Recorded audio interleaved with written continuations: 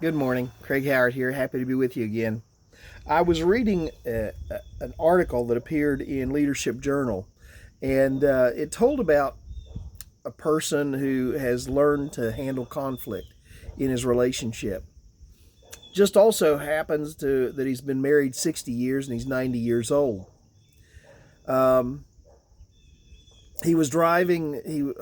They were interviewing him about this, and they were talking about it, and he said, "Well, how do you handle after 60 years? What have you learned about conflict in your marriage?" And he says, "Well, I've learned number one that with my wife I can't use a harsh voice." He said when she was little, her father always used to yell at her and use a harsh voice, and it got to where it really offends her, it really hurts her.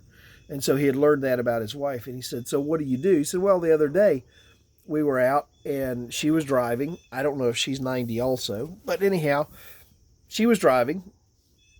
My dad's 91 and can still drive. But she ran a stop sign. And so rather than scream and yell and whatever about it, he just said, "Honey, when we get home and we get done with our nap, there's something we need to discuss." So after they had their nap, she was ready to hear what he had to say. And he told her, "I know you didn't notice it, but you ran a stop sign.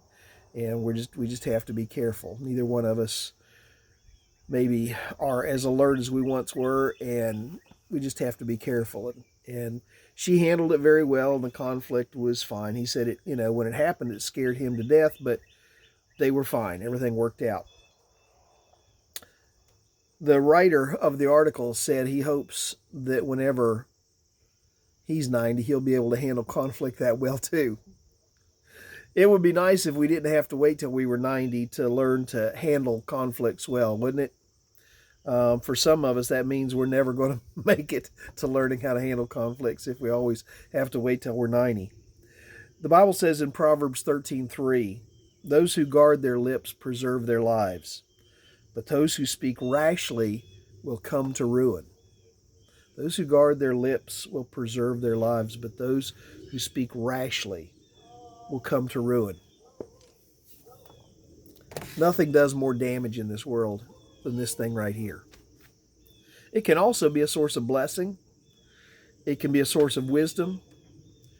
It can be a lot of things, but unfortunately, most of the world's problems come from the fact that people haven't learned how to control this. We say things we shouldn't. We speak in a tone we shouldn't. We speak in a manner that we shouldn't. We speak at a time we shouldn't.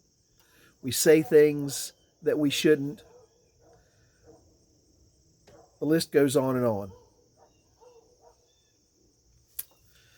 Maybe the answer is we just don't need to be in such a big hurry to say things. We need to be willing to take the time to think about what we're going to say, think about when it should be said, and think about how it should be said. Well, I don't know about you, but I think there are opportunities in life to use our mouths to be a blessing, but unfortunately, there are many times that we use them to be a curse. Think about that today as you go about your day. The people you talk to, are you hurting others? Are you hurting in the end yourself? Because with our mouths we can alienate friends and family members. Or are you trying to use it to be a blessing to the people around you? I would suggest be a blessing. Have a great day. Lord willing, I'll see you tomorrow.